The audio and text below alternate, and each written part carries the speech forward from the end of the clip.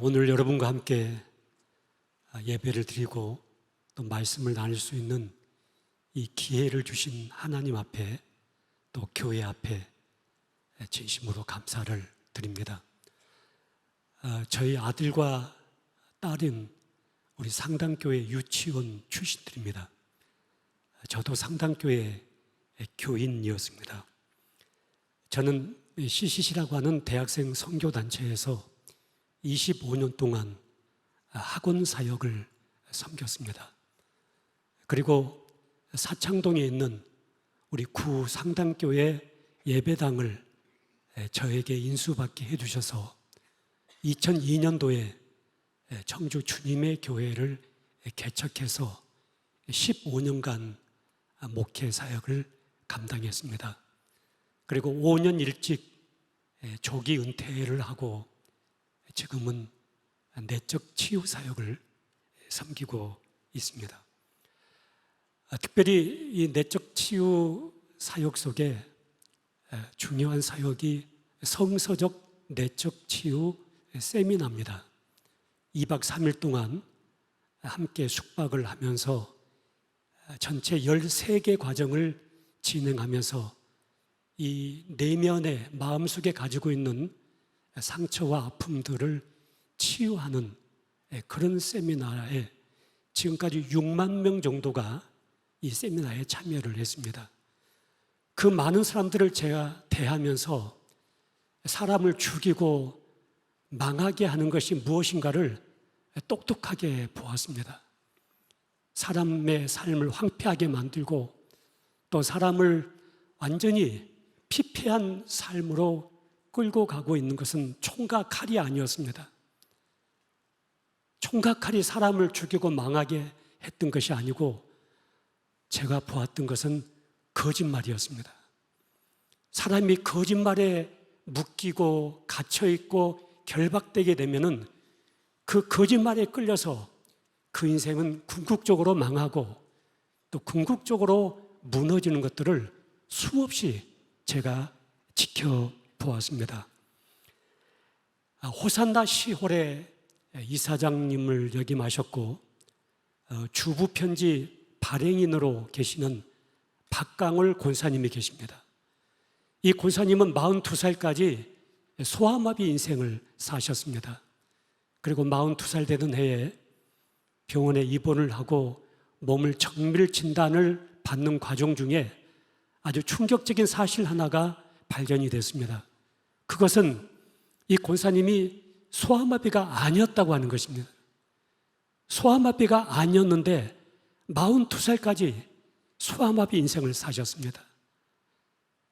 검진을 해보니까 어렸을 때 골반뼈가 한번 접골이 됐었는데 그 접골된 뼈를 맞춰놓지 않고 있다 보니까 점점 골반뼈가 우러 올라붙게 되었고 42살까지 상당히 심각한 소아마비와 같은 증상을 가지고 이분이 살아오시게 된 것입니다. 이 권사님이 2살 때 다락방에서 놀다가 한번 떨어진 사고가 있었습니다. 그 사고가 있고 난 다음에 몸에 이상 증상이 보이기 시작했고 그래서 부모님이 이 아이를 데리고 병원에 가서 이제 진단을 받게 되었습니다. 의사 선생님이 이 아이를 진단하고 진단명을 내리기를 이 아이는 소아마비라고 진단명을 내렸습니다. 우리 한국의 1950년대 후반 또 1960년대 소아마비가 창궐한 적이 있었습니다. 의사 선생님이 의사의 권위를 가지고 내 딸을 소아마비라고 진단을 내렸을 때 이것이 아니라고 거부할 수 있는 부모가 어디 있겠습니까? 이것을 운명처럼 받아들일 수밖에 없었습니다. 그리고 이 박강월 어린아이도 자신이 소아마비라는 사실을 팔자소관으로 여기고 그렇게 인생을 살아왔었습니다. 그런데 소아마비가 아니라 그 다락방에서 떨어졌을 때 골반뼈가 접골이 됐던 것입니다. 여러분, 뼈가 접골되면은 딱 뽑아가지고 딱 끼우면 되는 거거든요.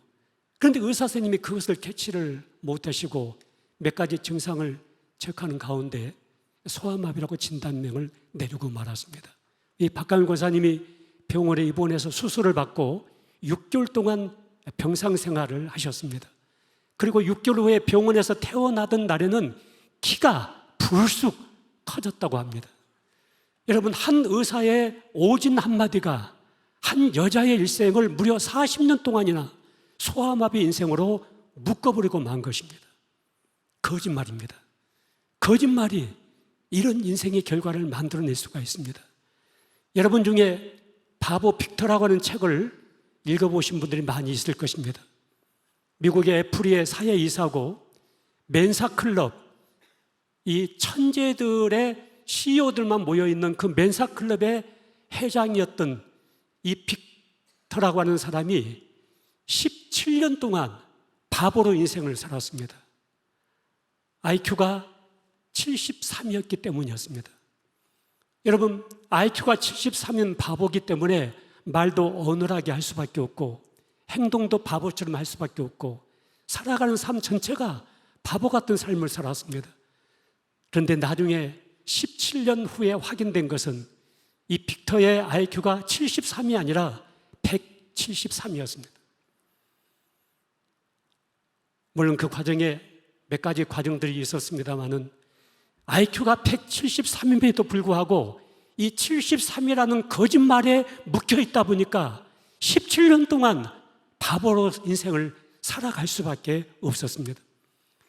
여러분도 여러분 자신 안에 여러 가지 강력한 힘을 가지고 있는 예언들과 메시지들이 여러분 속사람을 묶어놓고 있습니다. 때로는 부모님이, 때로는 선생님이, 때로는 가까운 친구가 거짓 선제자, 거짓 예언자 같은 역할을 하면서 우리에게 무슨 말을 던져줬습니다. 너는 못난 사람이다. 너는 안 된다. 너는 실패자다. 너는 잘하는 것이 아무것도 없어. 너는 재수없는 놈이야. 너는 밥값도 못해. 너는 태어나지 말았으면 좋을 뻔한 인생이었지. 이런 거짓된 메시지, 거짓된 예언이 우리 속사람을 결박시켜버리게 됩니다. 묶어버리게 되면은 그때부터 우리의 자존감은 굉장히 낮아지게 됩니다. 나는 쓸모없는 사람, 나는 이 세상에 아무 필요도 없는 사람, 나는 존재 가치도 의미도 없는 사람. 그래서 나도 나를 거부하고 나도 나를 싫어합니다. 그리고 나도 나를 용서하지 않습니다. 그리고 내가 나를 자학합니다. 깊은 열등감에 빠지게 됩니다. 그러면 비교의식 속에 쌓이게 되고 많은 피해의식을 가지고 인생을 살아가기 때문에 이 사람은 작은 사건만 부딪혀도 상처를 받습니다. 그리고 늘 사람들과의 관계 속에서 많은 문제를 일으키게 되고 궁극적으로 우울증에 빠지고 또 공황장애에 빠지고 자기 인생의 하나의 무게를 감당하지 못하고 잘못된 길을 선택하는 그런 사람들도 우리 주위에 많이 일어나게 됩니다. 우리의 이 자존감, 사람마다 자기가 가지고 있는 셀프 이미지가 있습니다. 내가 누구고, 내가 어떤 존재고, 내가 어떤 가치가 있는가 하는 이 인식입니다. 이 자신에 대한 아이덴티티를 어떻게 형성했느냐에 따라서 그 사람의 자존감이 달라지게 됩니다. 낮은 자존감에 묶여가지고 평생을 살아가는 사람이 있는가 하면은 건강한 자존감을 가지고 하나님께서 우리에게 부여하신 풍성한 선한 영향력을 끼치는 이런 인생을 살아가는 분들도 우리 안에 있습니다.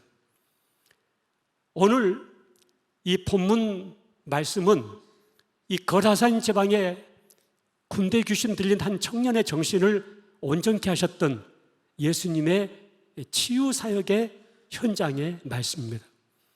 여러분, 성경 말씀은 이 말씀을 살아봐야만이 이 말씀이 내 것이 될 수가 있습니다.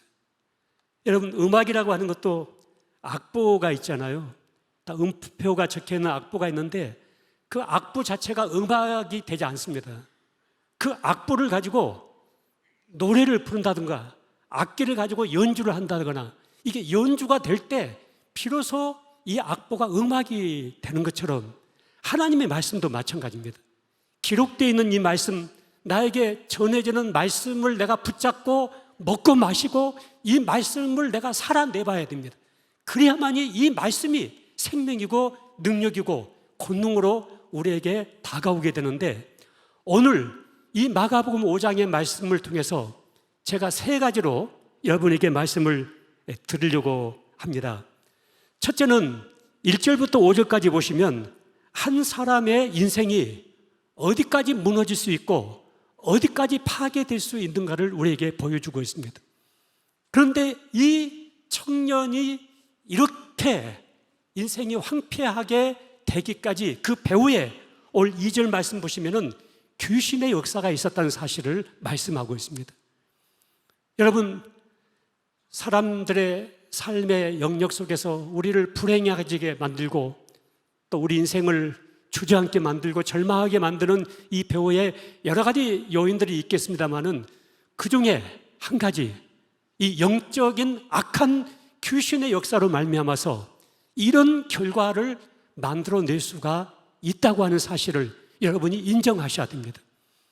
우리가 악한 귀신의 역사에 대해서 여러분 세 가지를 꼭 붙잡고 계셔야 됩니다. 첫째는 귀신의 존재를 인정해야 됩니다. 여러분, 우리를 죄악소로 끌고 가고 가정을 무너지게 만들고 우리의 자녀들로 하여금 하나님과의 관계를 멀어지게 만들고 우리의 삶을 황폐하게 만들어가고 살인, 강도, 강간, 인간의 형상을 파괴시키는 모든 이 어둠의 역사의 배후에 악한 귀신의 역사가 있습니다. 이 사실을 여러분이 직면하셔야 됩니다.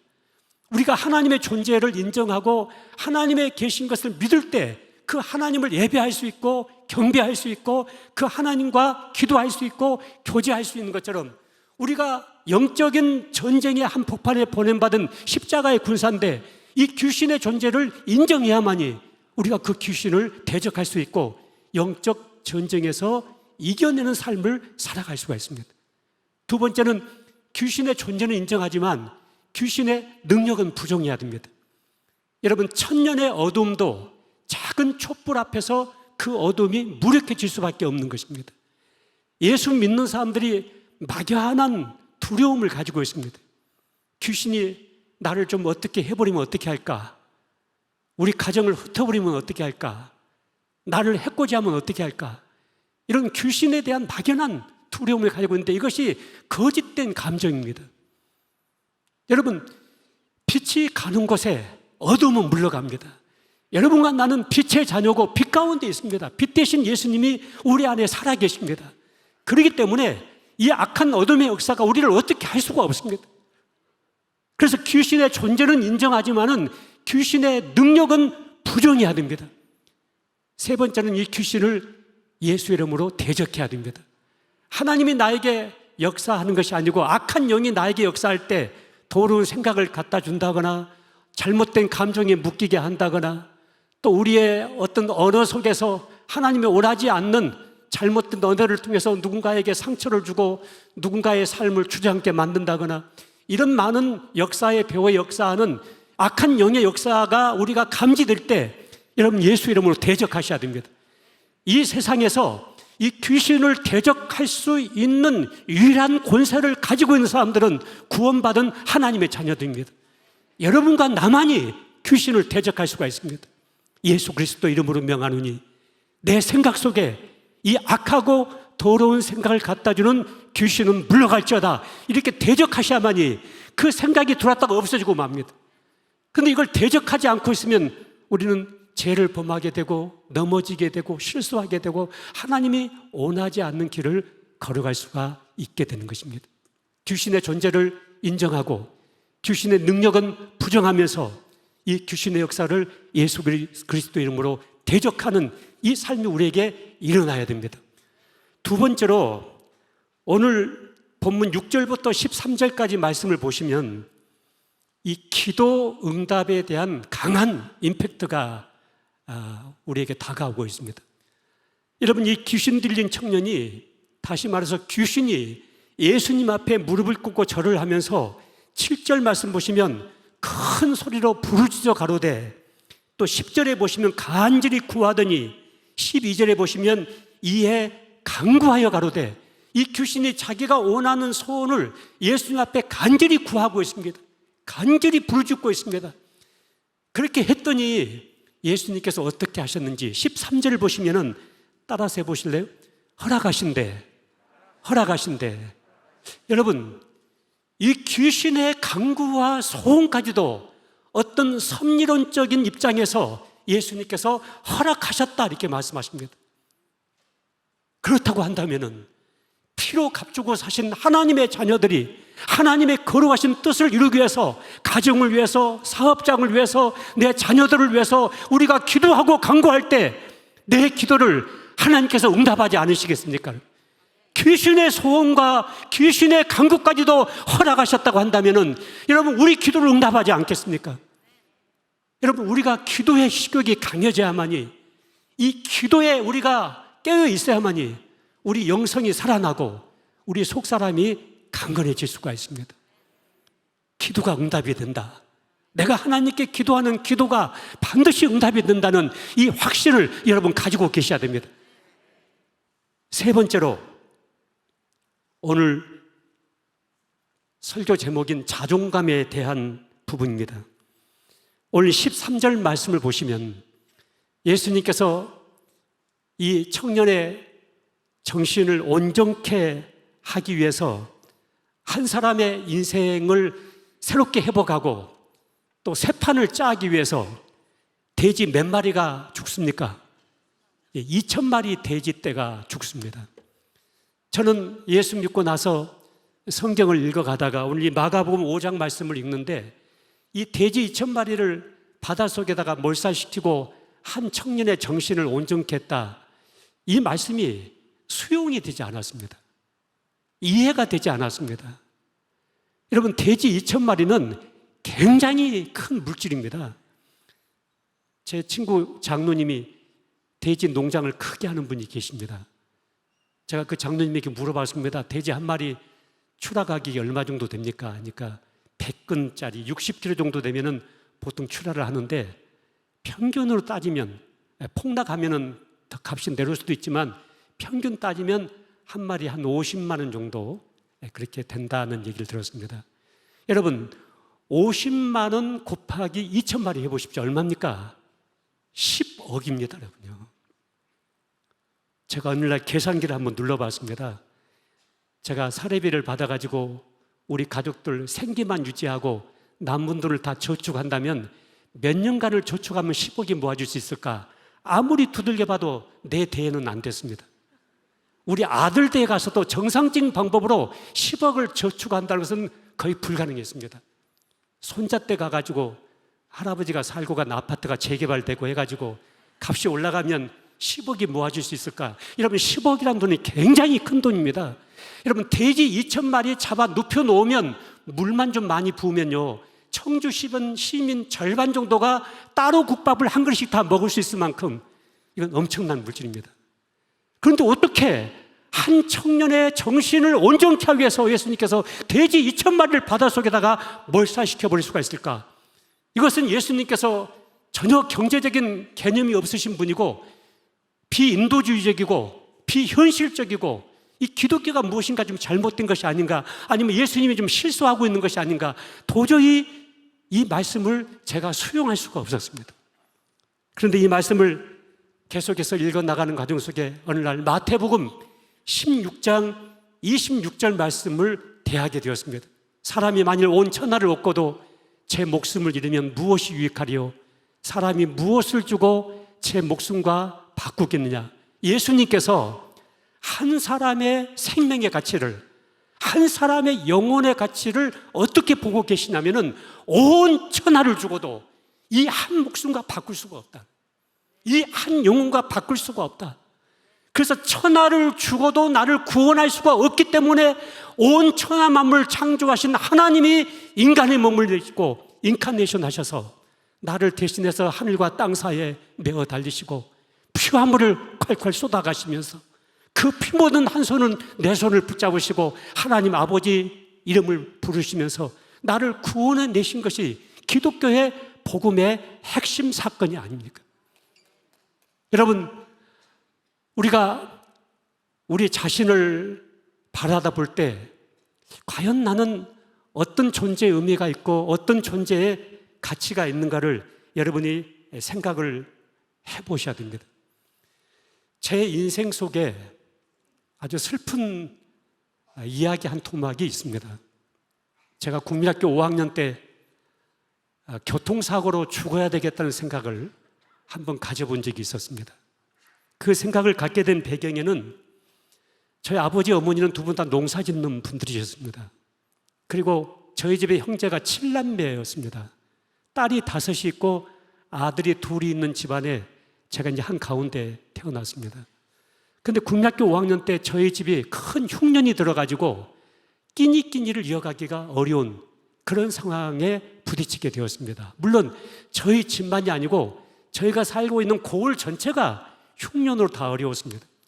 여러분, 그때는요, 사람이 굶어서 죽는 사람들도 있었습니다. 지금은 사회 안전망이 잘 구축이 되어가지고 굶어 죽는 사람은 없습니다만은 제가 국민학교 5학년 때 보릿고개가 생생하게 있었던 그때 굶어 죽는 사람들이 있었습니다. 그런데 저희가 끼니마다 죽으로 연명을 해가는데 어느 날은 죽도 먹을 수 없는 막다른 한계에 우리 가정이 부딪히게 되었습니다.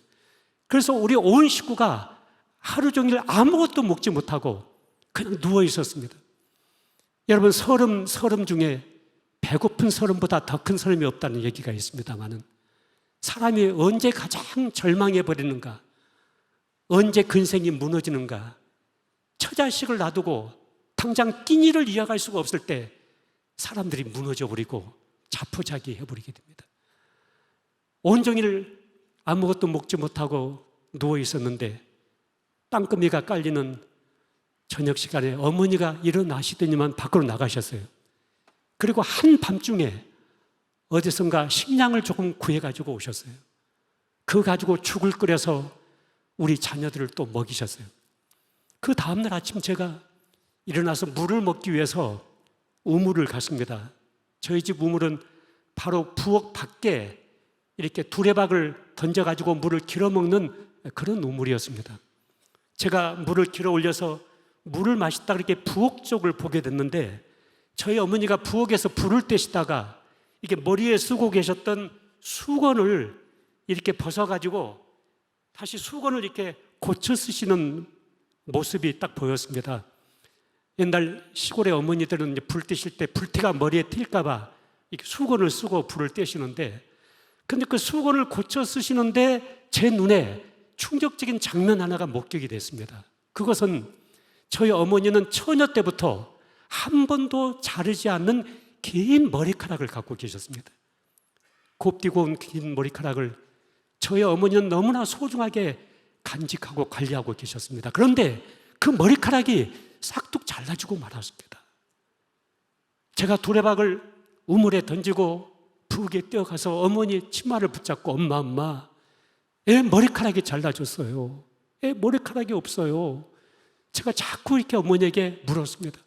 저희 어머니는 너는 알 바 아니라고 부엌에서 나가라고 자꾸 저를 밀어냈는데 제가 끝까지 나갈 수가 없었습니다. 계속 엄마의 치마를 붙잡고 엄마, 애 머리카락이 잘라졌어.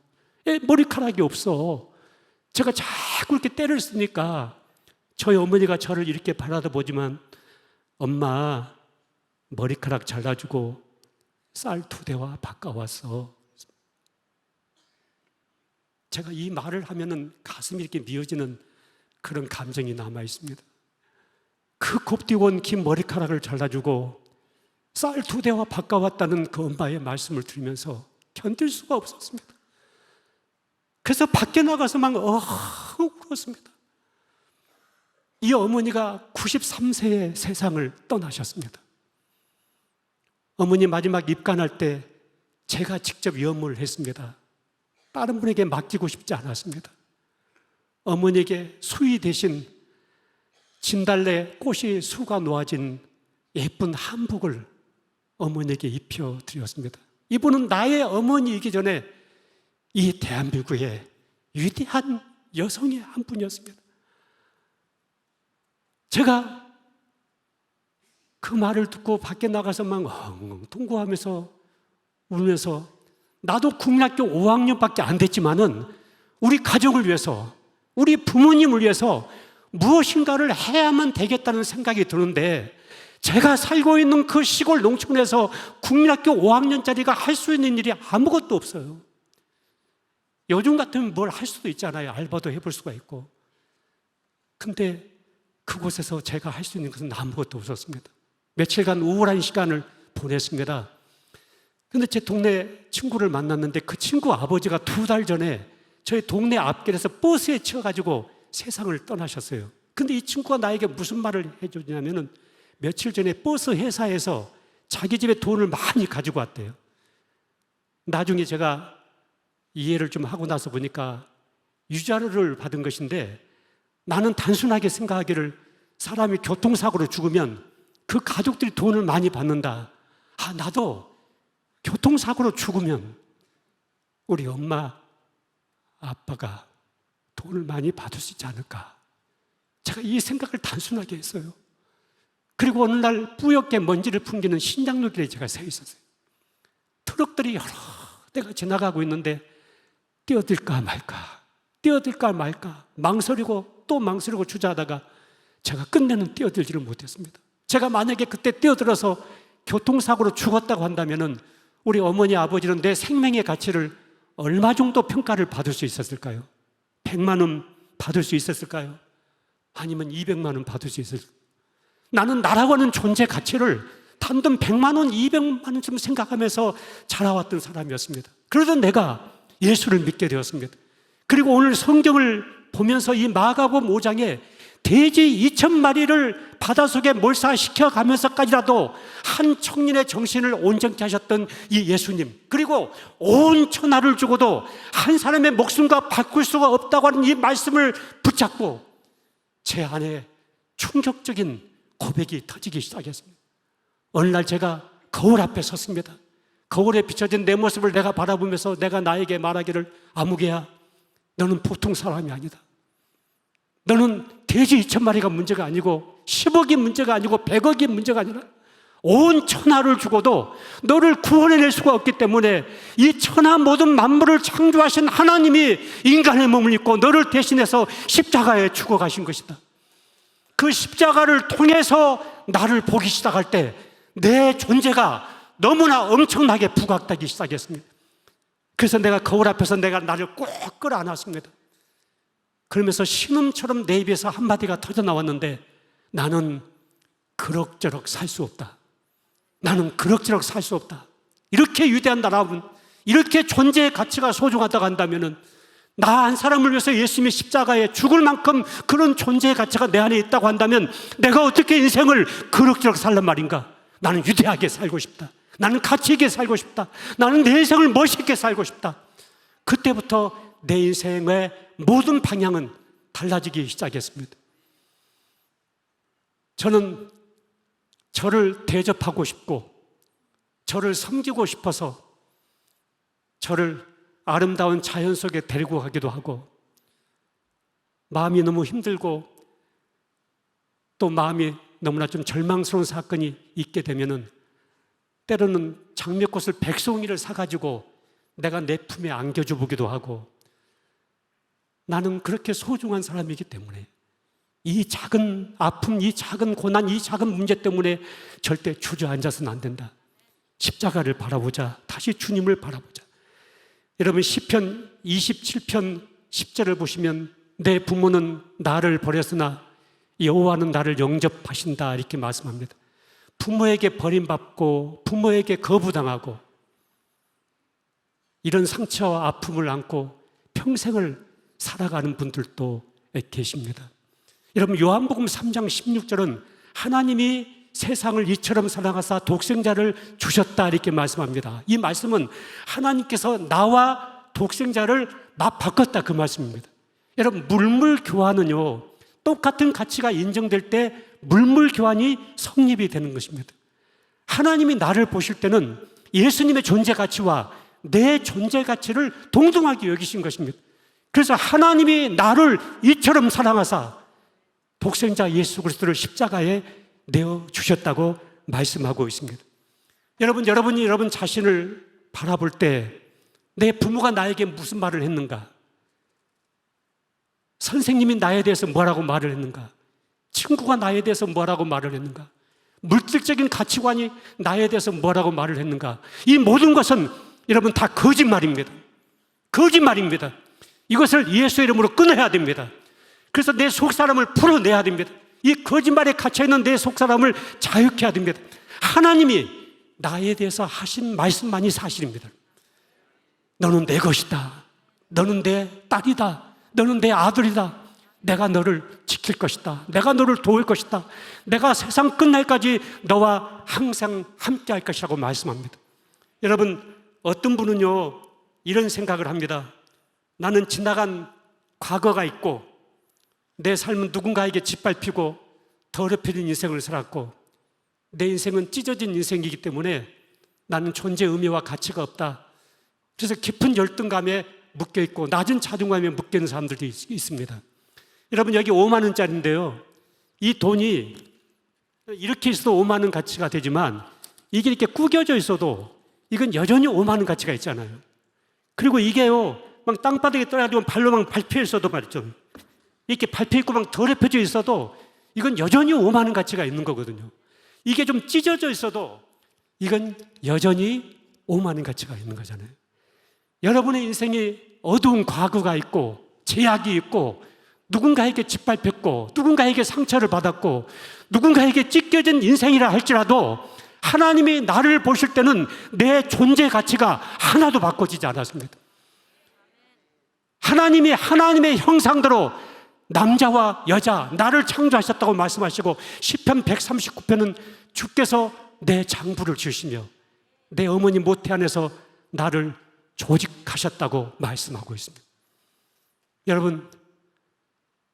여러분 안에 속사람을 묶고 있는 거짓된 예언, 이 거짓된 메시지, 이것을 꺼내내고 이제 하나님이 나에게 주신 말씀을 통해서 하나님의 관점에서 하나님의 안목에서 십자가를 통해서 나를 봐야만이 거기 진짜 내가 있는 것입니다. 다시 한번 눈을 감아 보십시다.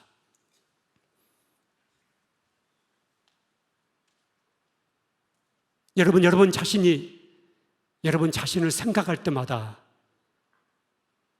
어떤 이미지가 떠오르십니까? 나는 누군가?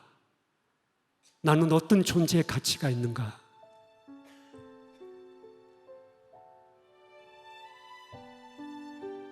부모가 나를 거부하고 누군가에게 짓밟히고 어두운 과거가 있고 상처와 아픔이 내 속사람을 결박하고 있고 그래서 나는 주저앉고 좌절하고 낙심하게 됩니다. 내 안에 있는 내 속사람이 주저앉아 울고 있습니다. 여러분, 육신의 부모가 나를 만든 분이 아니고 하나님 아버지께서 나를 만드셨습니다. 여러분, 이 시간 두 손으로 여러분 자신을 한번 꼭 끌어안아 보십시오. 여러분 자신을 안아 보십시오. 그리고 여러분 자신에게 아무개야, 너는 버려진 인생이 아니다. 너는 고와 같은 인생이 아니다. 너는 불행한 사람이 아니다. 하나님이 너의 아버지시다. 하나님께서 너를 구원하기 위하여 예수 그리스도 십자가에 내어주셨다. 여러분 자신을 꼭 안아보세요. 내가 나를 소중하게 여겨주고 내가 나를 존귀하게 대해주고 하나님, 이제는 그럭저럭 살지 않겠습니다. 유대하게 살겠습니다. 주님이 주신 이 거룩한 자존감을 가지고 주님의 꿈을 이루어내는 삶을 살고 싶습니다. 여러분, 이 시간 하나님을 향해서 한번 아버지하고 한번 불러보세요. 아버지, 더 크게 아버지, 아버지, 아버지, 아버지. 저도 아버지를 사랑합니다. 아버지를 사랑합니다. 아버지, 내 낮은 자존감을 일으켜 주시고 이 시간 건강하고 거룩한 자존감으로 내 자존감을 회복시켜 주신 것을 감사합니다. 아버지 감사합니다. 절망하지 않겠습니다. 좌절하지 않겠습니다. 절대로 낙심하지 않겠습니다. 십자가를 바라보고 십자가를 붙잡고 황소처럼 믿음의 길을 가겠습니다. 주님 감사합니다. 주님 감사합니다. 예수 그리스도 이름으로 기도하옵나이다. 아멘.